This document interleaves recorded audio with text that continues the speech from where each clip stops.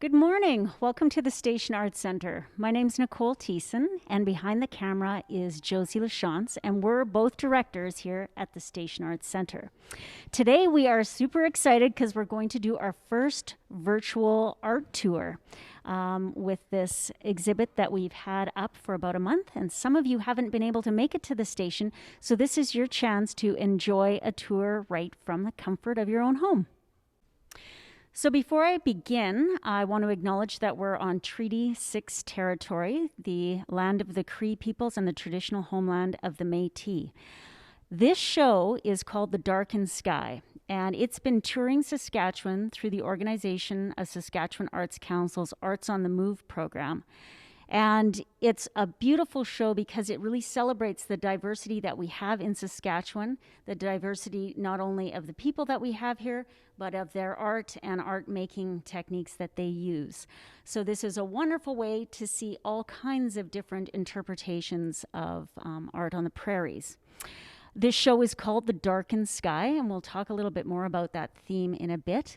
I also wanted to mention there's 15 artists that are in this show.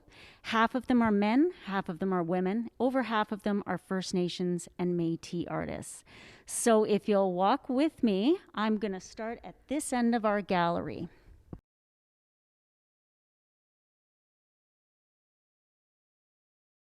I wanted to start with this piece. You see it when you walk into the station. This is a piece by McLean, and it's called The Offering. And what's interesting about this piece, I think it fits into the show even just by looking at it. A large part of this piece is dark, but there is beauty in this darkness and also in the subject matter and the technique that she uses. This is an etching. And what that means is that the artist, it's a printmaking technique. The artist will use sort of a plate to etch in an image, and then you use a series of putting it through different chemicals so that you get different tones on the paper. You can get a lot of detail that you can see in here. And when we're looking at this at first, we know the title of this is called The Offering, but because of the vertical and horizontal lines and the fact that they look very fibrous, you get the sense that this is some kind of a weaving or a textile that she's bringing into her work. You see these long strands on the edges that really kind of flow. It's almost like they're moving in the wind. And so you can get a sense almost of a blanket. And McLean is a Cree artist, and she talks about how the traditional art forms and certain traditions in her background keep coming forth in her artwork. Even though she's using sort of contemporary methods, the traditions of who she is keep coming through, whether she wants it or not.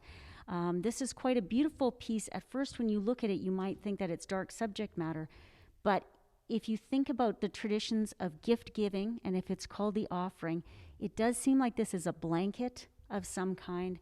And when you think of a blanket, you think of images of comfort, reassurance, of family, and of home.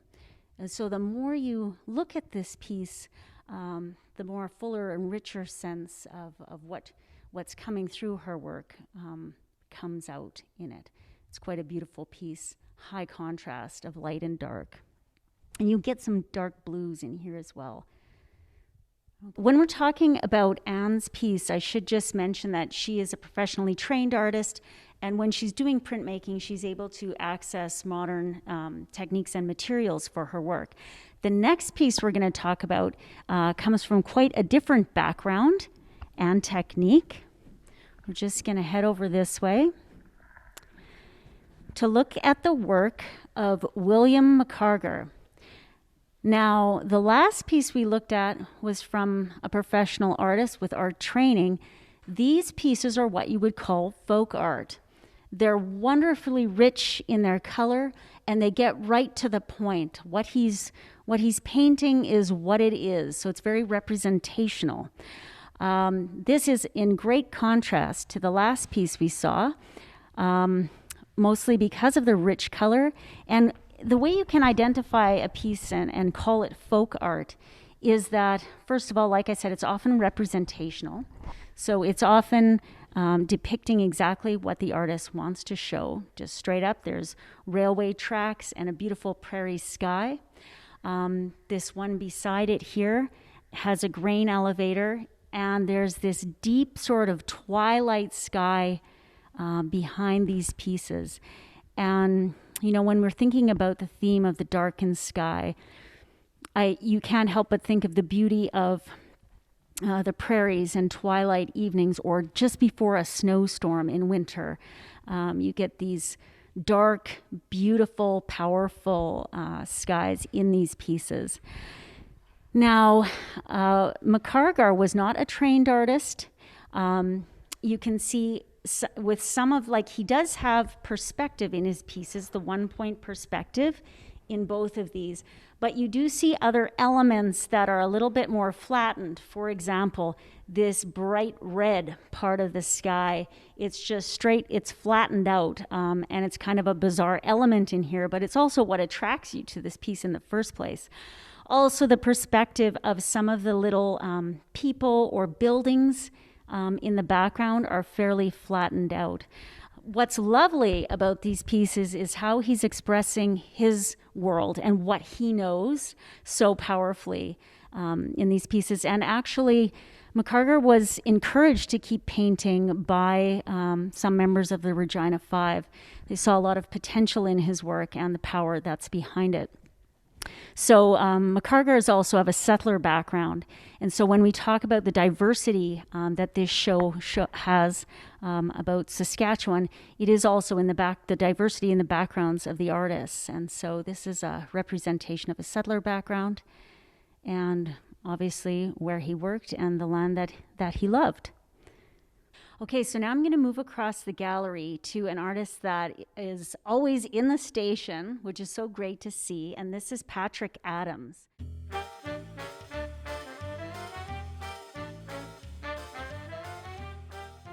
This piece by Patrick Adams is called 10:10 p.m., June 10th, Saskatchewan. And Pat Adams works out of his studio at Batoche, which is near here. And that's a lovely historical site. And he creates, like, I guess you could call this a craft, but also fine art in the sense that this is essentially a weaving. It could have been done to create a rug or, something that one would wear. But he does these weavings, and he is using formal qualities of art to create a beautiful Saskatchewan landscape. Okay, so just like some of the other artists in this exhibit, what Adams is doing is he's using sort of traditional techniques or techniques that have been around for a long time, but he's using them in a very contemporary way. I'm just going to move over to this side, and you can see how he beautifully graduates from light to dark and then shows this contrast of the horizon line. And he's doing this with different threads weaving their way and darkening in color, just like the prairie sky would look. So in many ways, when this is on the wall, this is a very formal piece of art. It's contemporary, and it's a lovely perspective of Saskatchewan and the prairie skies that we all are familiar with. Okay, now we're gonna move into the South Gallery to look at a few more pieces.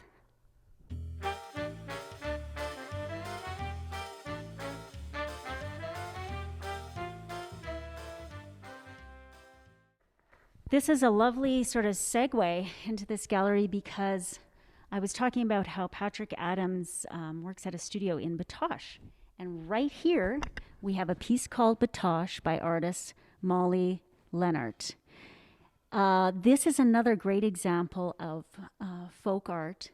And what I love about this piece is that you get it's almost like an emotion or a feel when you take a look at this piece. It's got that flattened perspective, but right away I recognize this as one of the buildings at Batoche, and I see this as a twilight piece with the moon in the sky.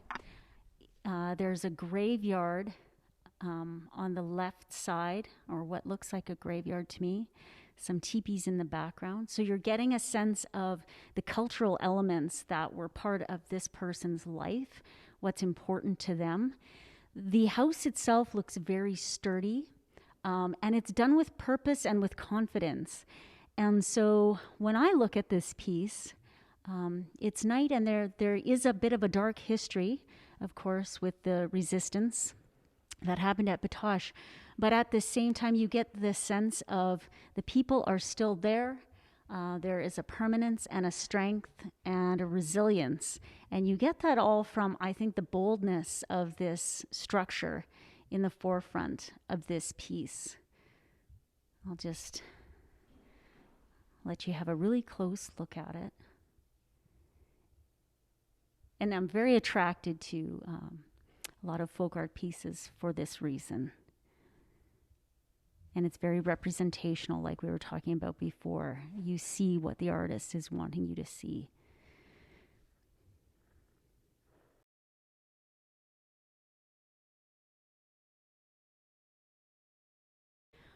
Okay, now we're going to look at a piece by Katherine Blackburn, and it's lovely to get up nice and close to this one so you can see all of the details. Katherine is a Dene, she has a background of Dene and European ancestry. She's a multidisciplinary artist and a jeweler. And what we see in a lot of her work are themes of Canada's colonial past. And so beads were, of course, traditional trade items for First Nations people. And I think when I look at this particular piece, I'm just going to get this detail in here, to me, always sort of reminds me of a fingerprint, and fingerprints are used to identify people. And I think her work often makes me think of how people's identity is tied to the land. She'll often have landscapes in combination with something like that. And I feel like the richness of her work contributes to the richness of what she's trying to say, and the themes that she keeps bringing up in her work.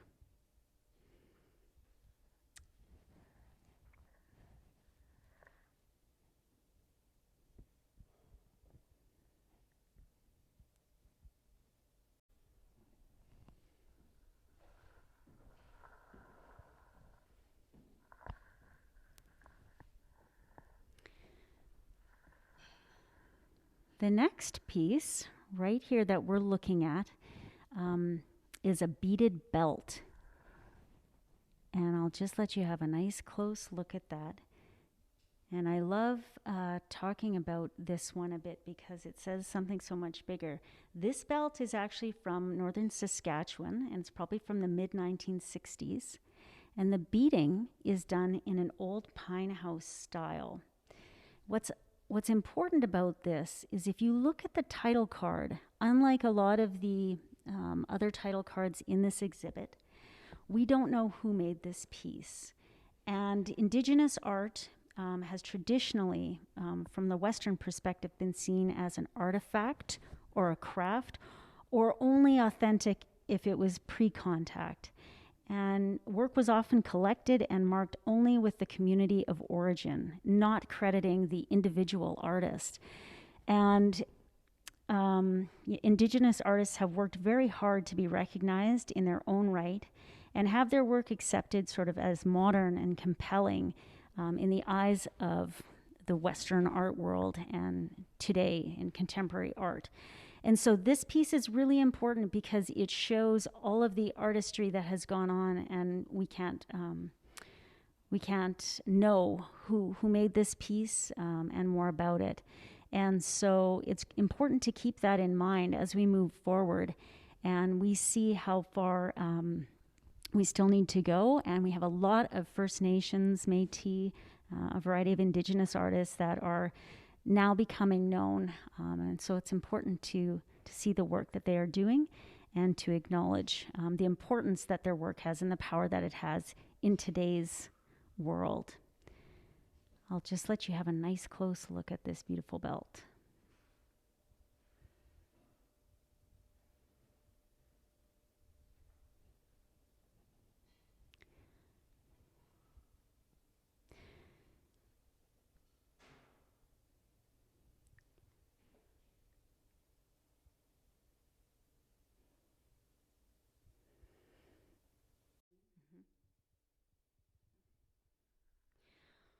Okay, so I've only talked about a few of the pieces that we have on the walls today. Josie will have some shots of the other work that's in this exhibit after, so you can get a closer look at what else is here. It's been a lot of fun to have this exhibit at the station, and each piece is so powerful and beautiful, and it's wonderful to see how the different cultural perspectives that we have in Saskatchewan with the artists and their art making are all woven together in such a diverse exhibit. So thanks for joining us. I also want to thank all of our supporters who make programs like this possible.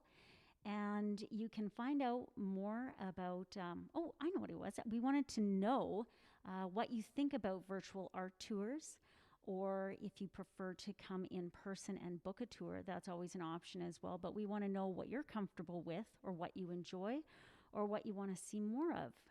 And you can contact us through the information that Josie is going to put along with this video. So thanks again for joining us, and thanks to all our supporters, and have a wonderful winter day.